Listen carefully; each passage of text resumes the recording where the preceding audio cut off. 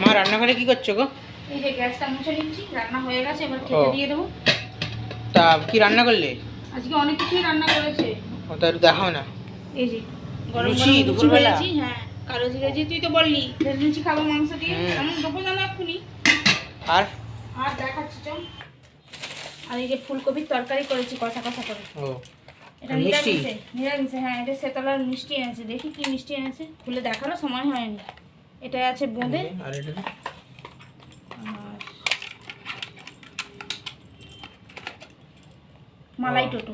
বাবা মালাই টোটোগুলো কি ছোট করে দিয়েছে রে। হ্যাঁ এখানে আছে ভাত গরম গরম, ভাত। একটা আলু দিয়েছি ভাতে, ও কারণ আজকে মাংসে আলু দেওয়া হয়নি। আর এখানে দেখ মগজদানা বাটা দিয়ে, কাজু বাটা দিয়ে মাংসের ঝোল করেছি। ঝোল ঠিক নয়, ওই চাপ চাপ চেপে যাবে ওটা। ওটা বসেই যাবে। বুঝতে পেরেছি।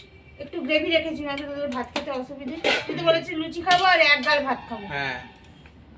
আর এটা বাচ্চার জন্য মাংস করেছি আলাদা। ও আচ্ছা তাহলে খেতে দাও, এবার খুব খিদে পাচ্ছে। হ্যাঁ লুচি হয়ে গেলে একটু তাড়াতাড়ি খিদে পেয়ে যায়। বল পৃথিবীর সব মানুষেরই একটু লুচি মাংস এটা সেটা ভালো মন্দ রান্না হলে তাড়াতাড়ি খিদে পেয়ে যায়। ঠিক আছে, খেতে দিয়ে দাও। হুম।